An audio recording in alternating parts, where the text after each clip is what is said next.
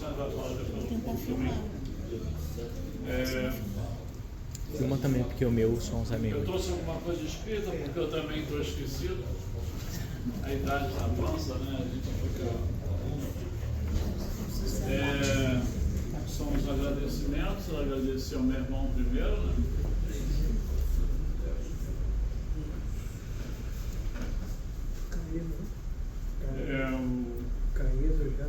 Meu irmão mais velho, o Nilo.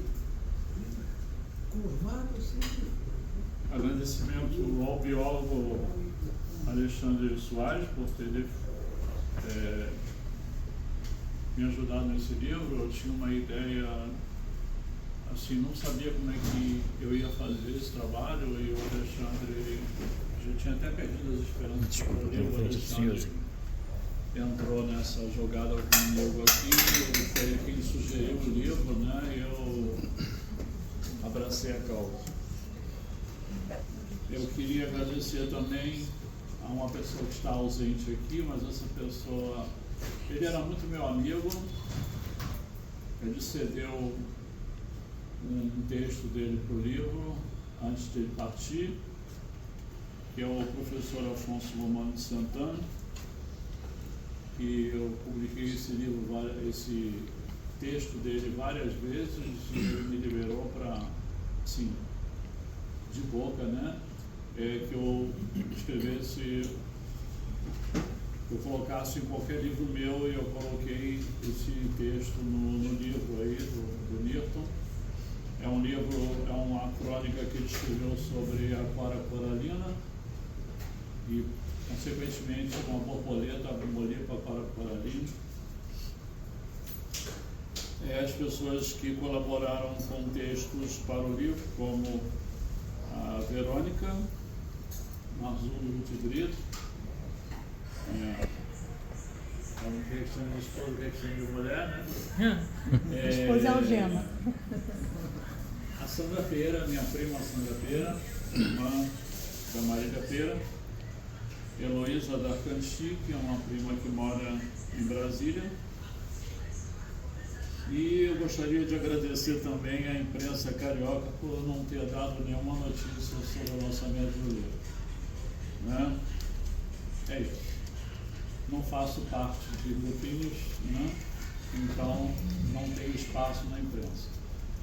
Isso acontece, é comum acontecer isso. Então estou agradecendo à imprensa por não ter dado notícia alguma sobre o livro.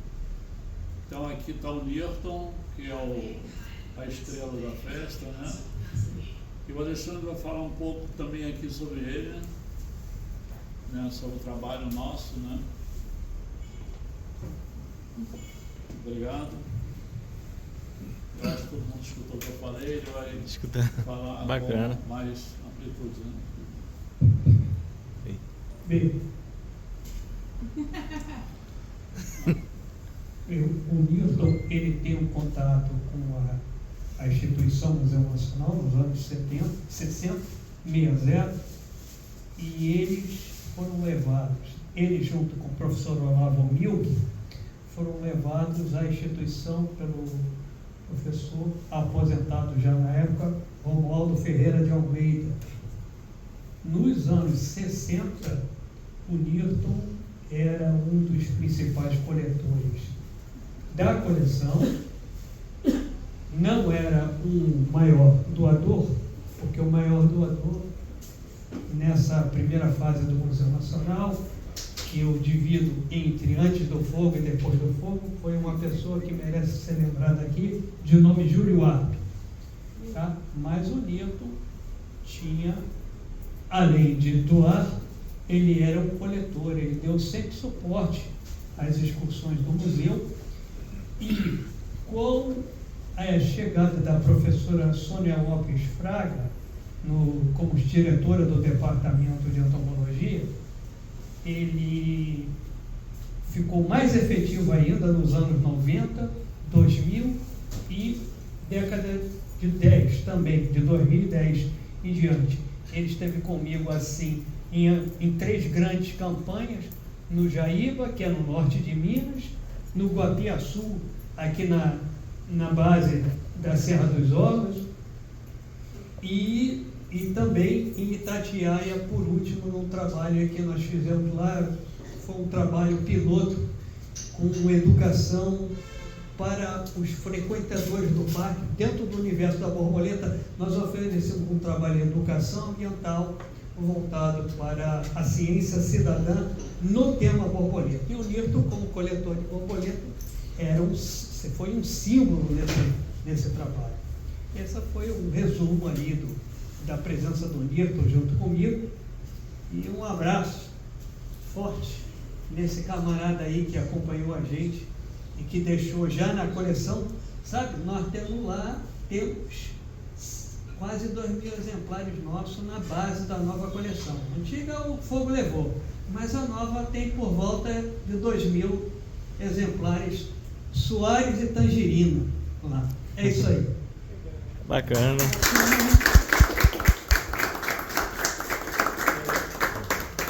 Ou seria bergamota? Eu queria falar também aqui que tem um coletor de coleóptero que eu queria que ele falasse também, porque houve aquele incêndio no Museu Nacional e muita coisa se perdeu, não foi só borboleta, não foi só coleóptero, né? A parte histórica também foi embora no incêndio, por descaso de nossas autoridades, né? E é isso, vou pedir para o professor Cláudio, Celso, ele vai falar um pouquinho aqui sobre esse incêndio aí no Museu Nacional. Bom, eu não sei se me conhece, mas Celso Godinho Júnior, eu produzi um livro com 1.426 pinturas que eu mesmo pintei durante 22 anos, só de coleópteros do mundo inteiro, mas com ênfase maior para a coleofauna do Brasil, neotrópica, né? Mas tipo 80%.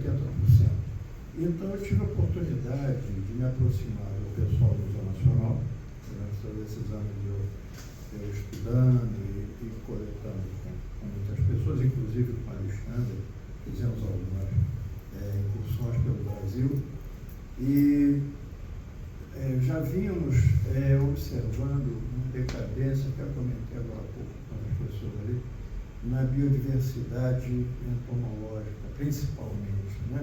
Por conta de uma série de fatores, principalmente pelo aumento da poluição, uso indiscriminado de agrotóxico, pesticida, como queira, e venenos industriais, fumigação, enfim, devastação direta, incêndios e tal. E então isso vinha nos preocupando muito. Mas eu já tinha o objetivo, ao longo de muitos anos, eu já vinha produzindo um acervo. Eu tenho mais de 100 mil exemplares taxidermizados e era para serem doados para o Museu Nacional. Já havia o compromisso de doar. Porém, na época, tinha uma saleta que eu pretendia utilizar antes de integrar meu acervo à coleção do Museu Nacional, porque enquanto nós estamos vivos, estamos sempre interagindo com esse material, né? Trocando, substituindo, acrescentando e tal. E a coleção do museu ficava num compactador, e aquilo era complicado, tinha que marcar horário e tinha várias pessoas querendo consultar. Enfim, eu pretendia deixar numa saleta separada, que na época era utilizada por um lepidopterólogo importante também. O museu tem vários personagens importantíssimos, o Alexandre também é um deles. Já tem publicações também de livros sobre lepidópteros, enfim. Mas, na época, havia um entomólogo especialista em lepidóptera, o professor Richard Pearson, e ele ocupava uma salinha, e como já estava muito velhinho, a diretora naquela época, Jamila Costa, ela disponibilizou, olha, quando vagar a coleção do Pearson for integrada à coleção do Museu Nacional, você pode trazer o seu material, o seu acervo, deixar nessa salinha para você trabalhar enquanto você for vivo, para ao final, quando você os felizes jogos de caça de Manitou.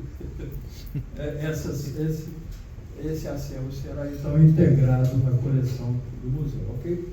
Pois bem, passados alguns anos, o Pearson faleceu, e aí, por uma circunstância naquela época, a diretora falou: olha, você vai ter que aguardar um pouco, porque tem, claro, um trabalho um pouco demorado para integrar a coleção, e não é só isso. Apareceram algumas demandas urgentes para o uso dessa sala. Então, a coisa temporária, mas na hora que vagar, você traz seu material para colocar ali. Nesse interim, tacaram fogo no museu, né? Pois é. Eu digo tacaram fogo porque era uma coisa previsível, né? O desgovernante da época, o Michel Temer, desativou a Brigada de Proteção ao Incêndio, os salários foram congelados, não houve, parou de haver uma série de ações positivas, preventivas, enfim. Era quase uma condenação a uma destruição dele. Então, não foi nenhuma surpresa aquilo ser incendiado, e por sorte eu digo, o meu acervo não virou fumaça também. Então, o que eu queria dizer é isso, é uma coisa terrivelmente lamentável esse incêndio, porque eu tive a oportunidade de conhecer tantos grandes personagens daquela instituição. Eu fui muito bem acolhido pelo professor Vitor, logo que eu me interessei por entomologia. Na época não existia a profissão de biólogo, né? Mas eu queria ser, mas ele me falava, é complicado, porque inclusive teve o Alexandre deve ser lembrado do Biriba, né? Um jovem trabalhou 14 anos gratuitamente para o Museu Nacional e não foi aproveitado, né? Então era praticamente impraticável você ser admitido para trabalhar lá. Então eu fui fazer outra coisa por fora, uma profissão que eu amo, eu sou apaixonado, sou arquiteto, mas nunca deixei de continuar estudando e pesquisando a entomologia e compilando informações, dados e tudo para produzir o meu livro, né? Então, quero parabenizar vocês por terem lembrado de fazer essa homenagem ao Milton Tangerini pelo trabalho que ele teve ao longo da sua dedicação que ele teve. Foi entre muitos outros grandes personagens, eu conheci vários. Só houve um grande mecenas aqui no Rio de Janeiro, chamado Carlos Alberto Seabra, era um bilionário, tipo um playboy internacional, porém, vivia com artistas de cinema e tal, mas ele conseguiu constituir a maior coleção de besouros de antena ceramicida, uma das maiores do mundo. Ele tinha milhões de exemplares, inclusive montados, alguns muitos encamados e tal, e doou tudo ao Museu Nacional. E esse cidadão era industrial também, mas ele tinha um verdadeiro batalhão, ele tinha uma tropa de choque entre coletores como o Newton, né? Então eu conheci vários, o Ropa, o Becker, dezenas de outros, conheci também Cláudio Lorelias, você conheceu também o Milton Rima, o Olaf Milk, cara, ele tinha uns 20 coletadores assim, percorrendo o Brasil o ano inteiro coletando para ele, né? E o Milton é um desses, só que é de outro âmbito, né? Ele é de lepidóptera. Esse pessoal que o Seabra arrebanhou eram de coleóptera. Mas eu falo isso porque pelo valor extraordinário que essas pessoas têm, como você. Entendeu? Porque graças a essas pessoas, porque ninguém preserva o que não conhece. Hoje fala-se muito a preservação ambiental, ecologia. Mas o que é ecologia? É tudo da inter-relação entre as espécies que constituem o ecossistema. Mas como você vai preservar se você não conhece, não sabe como funciona o ecossistema? Então, a base é coletar e conhecer as espécies que ele constitui. Depois estudar a biologia, como elas se relacionam, e só então, finalmente, né, sem querer aqui ensinar para resabice, mas finalmente pensar estratégias de preservação, né, monitoramento das espécies, para saber o que está acontecendo, se está decaindo, se está virando praga, enfim. Então, daí a importância do trabalho de pessoas como Newton, entendeu? Que trabalhou nessa base para dar condições de desenvolver todo esse espectro de operações em cima da preservação ambiental efetiva, não do boca para fora. Pois não, você quer falar? Eu conheci o Seabra, né? Eu estive na casa dele, um apartamento do Flamengo, conheci a imensa coleção dele de coleópteros, né? E, lamentavelmente, como ele falou aqui, talvez a maior coleção do mundo, né, de coleópteros, a coleção inteira se perdeu no incêndio do Museu Nacional. Coleópteros, para quem não sabe, são besouros, né? E eu vou pedir para duas pessoas falarem aqui um pouco, né? O nosso amigo ali, o filho do Newton está aqui, eu vou pedir para ele falar também alguma coisa, tá? E depois eu vou passar o microfone para ele falar alguma coisa aqui. Nossa, então...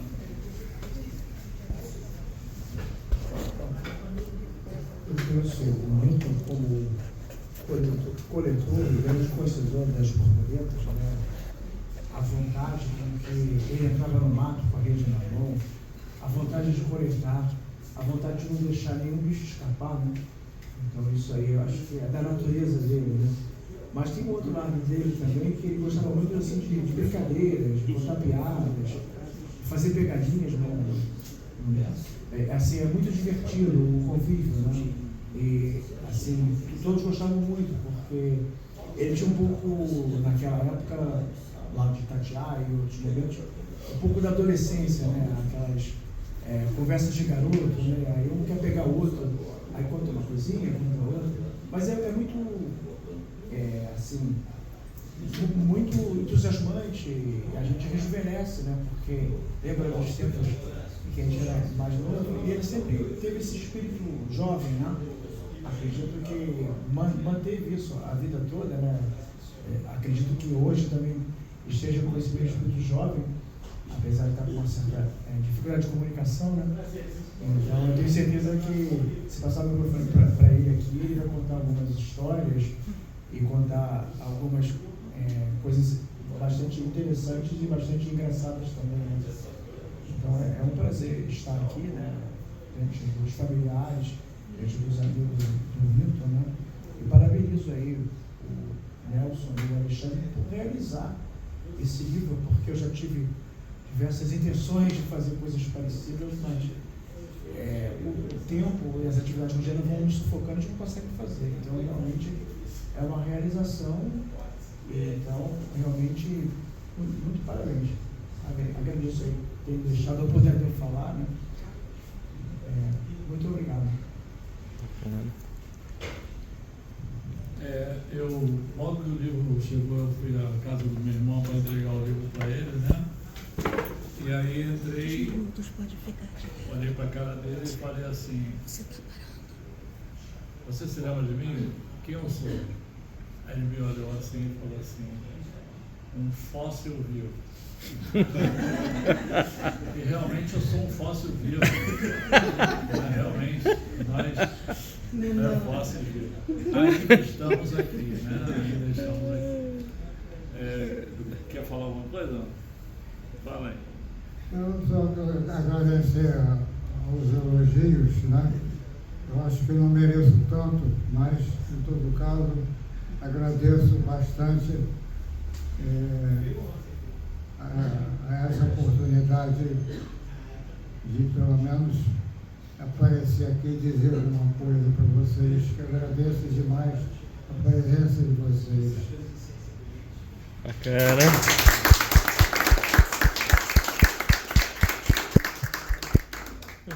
Eu vou passar o microfone aqui para o Vinícius, que é filho dele, vai falar um pouco aí. noite, Meu nome é Vinícius. Vinícius, eu sou filho do Nito.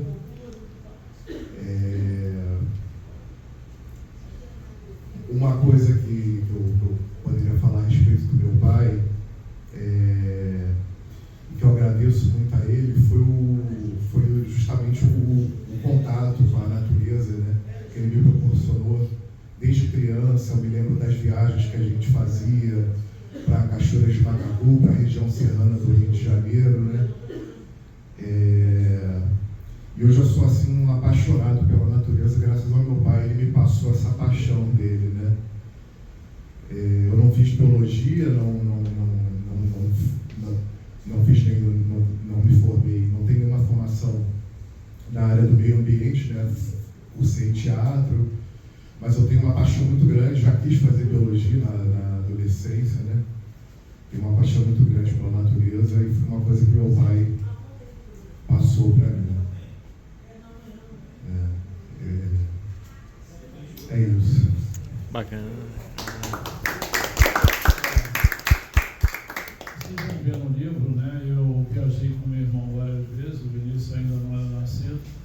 Viajei com ele por Minas Gerais, Goiás, Pará, Amazonas. Nós estivemos juntos na floresta amazônica, eu e ele. Né? Foram episódios, às vezes, engraçados. Né? Enfim, eu quero agradecer a ele também, porque eu perdi meu pai com 10 anos. Eu estava com 10 anos quando eu perdi meu pai. E o Nilton foi praticamente o meu segundo pai, né? Ele me criou. Eu tenho que agradecer muito a ele, né, pela formação que ele me deu também, né, essa paixão que eu tenho pela natureza também, né. Tenho muito orgulho dele, porque há pouco tempo, né, quando ele ainda estava sintonizado com que ele se afastou, né, desse meio, coisa e tal, né, eu fico muito feliz do meu irmão não ter embarcado nessa onda de negacionismo, né.